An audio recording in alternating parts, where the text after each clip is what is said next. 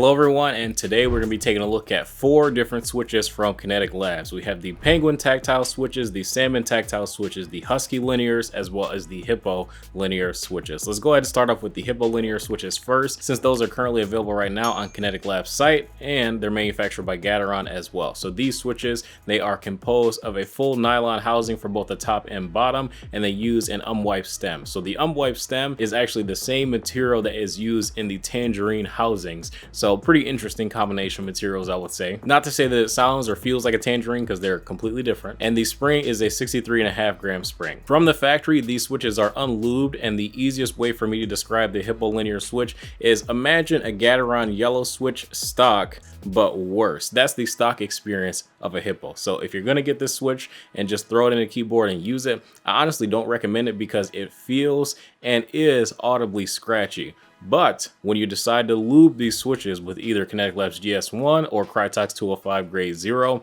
the switch sounds and feels really good. Like it basically, I don't know how, but it deletes all the scratch, and it feels and sounds very good as well. So again, if you plan on buying the Hippo switches because you like the aesthetics of the switch and you're impressed with the sound after the sound test in a second, I would highly recommend that you lube these switches immediately. Don't even bother really trying them stock other than maybe like 1 or 2. Don't even waste your time. Just hurry up and lube them.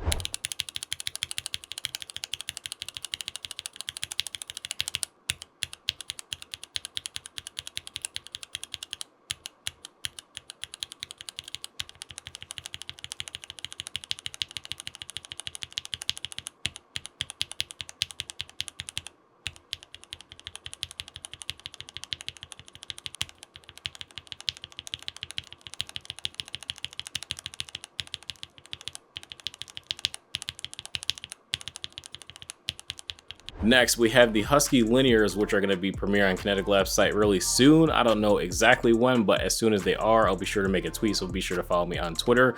But both the Salmon switches and the Husky switches have the same exact composition. So both the top and bottom housings are made from PC polymer, the stem is made of palm, and the spring is a 63.5 gram symmetric long spring that Kinetic Labs also sells separately that I have bought a couple times, and those springs are really nice. They have a really snappy and quick return, and they're really nice to use actually for gaming as well, and they are also pretty enjoyable for typing. 63.5 grams I believe is a pretty good weight. It's in the middle of like being light but not too light, so you never really worry about like accidentally pressing a spring and having it actuate. It's very interesting. It's kind of hard to describe. You just kind of have to try it for yourself, but I'm actually really glad that they include those symmetric long springs with both the Salmon tactiles as well as the Husky linears. Now the Husky does have factory oil on it. I want to call it factory lube, but on their site it just says factory oil, and there is a very light coating of oil. And the easiest way for me to describe this is like a Duroc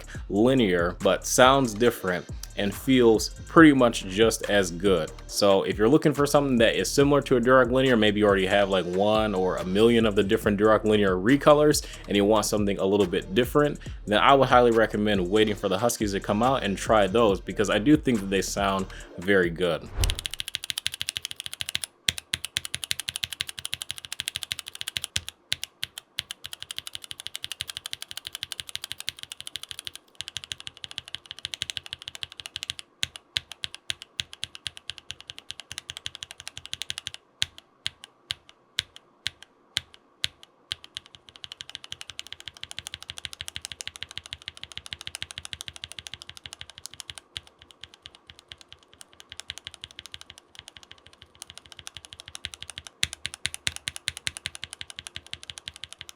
Moving on to the Salmon tactile switches, they have the exact same composition as the Husky linears, like I was saying. So they do have that PC polymer top and bottom housing, the palm stem, as well as a 63.5 gram symmetric spring. They also do feature a little bit of that factory oil inside the switches as well, but they do also benefit from a lubing job, as you guys probably heard in that Husky linear test. But the thing about the Salmon tactiles is the tactile bump is actually really pronounced and it's very nice to use. If you are gonna lube lube these switches, you can use Krytox, but I would highly recommend using the GS1 lube that's really thin on the side rails of the stem and the bottom housing and the spring, and that's about it. Other than that, I wouldn't really worry too much about lubing the entire stem, because if you lube the legs, you're gonna lose a bit of that tactility. And honestly speaking, the tactility is really nice.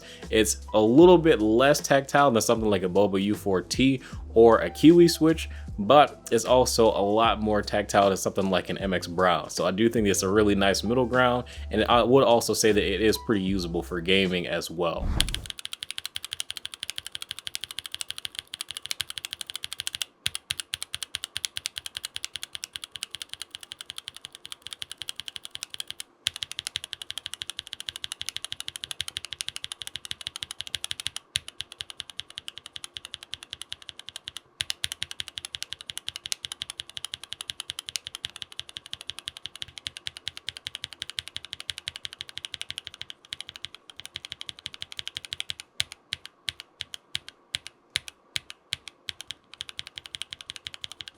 Lastly, we have the Penguin tactile switches, and the top housing is made of polycarbonate with small amounts of umwipe. The bottom housing is made from nylon with small amounts of umwipe. The stem is made from palm, and then you do have two options in terms of the spring weight. So you have 63.5 grams as well as 67 grams available. The Penguins do come unlubed from the factory, and if you are going to lube the Penguins, I would say only use something like Tribosys 3203 or Kinetic Labs GS1. Use a very light lube. I found that when I used Krytox, it felt like the return was a little bit slower from the spring, and also the switch just felt kind of mushy. So I wouldn't recommend using Krytox at all. I think that it's just a little bit too heavy for the tactility to really work that well, at least with the 63.5 gram spring weight. I didn't try it with the 67. I only had the 63.5 on hand, so maybe that story might be a little bit different if you get the 67 gram springs, but personally I feel like Krytox mutes the sound of the Penguins just a little too much anyway, so I wouldn't really use that because I feel like you're gonna lose a bit of that sound. Now, in terms of the tactility between the Penguins and the Salmon switches, I feel like the Salmon switches are just a little bit more tactile with a larger rounded bump, where the Penguin switches is slightly sharper and it's a little bit of a smaller bump. So when you press down a Penguin switch, you feel the tactile bump, and it is pretty pronounced. Like it's not like an MX Brown or anything, but the Salmon is just a little bit more pronounced. So if you're looking for something that is just a bit more tactile, I would say go with the Salmons over the Penguins. But if you want something that's like kind of tactile and very noticeable, I would go with the Penguins. I know it's like kind of hard to describe like tactility and stuff like in a video. Like it's just something that you got to try for yourself. And after you try like something that's very tactile and then you try an MX Brown, you can kind of fill in the gaps in between. So sorry for like the vague terms and stuff like that, but honestly, it's just something you got to try for yourself. Here's a quick sound test of the Penguin switches.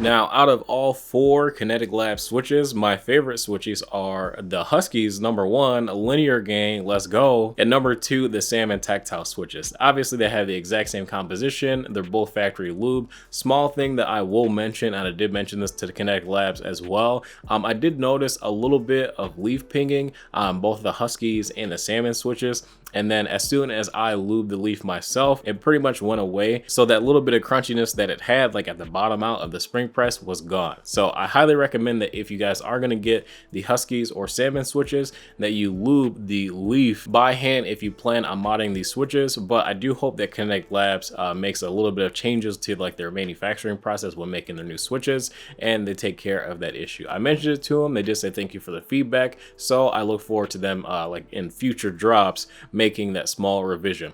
But honestly speaking, I do feel like the Huskies and Salmon switches both are extremely good for stock switches that you really don't have to do much to, and you can get a full set of them for not a ton of money as well. So I think that they are an incredible value, and especially since they come with that symmetric long spring that you don't have to pay, you know, another, like, I think it's like 13 bucks from Kinetic Labs, and then do a lot of work to switch swap and lube and all that stuff.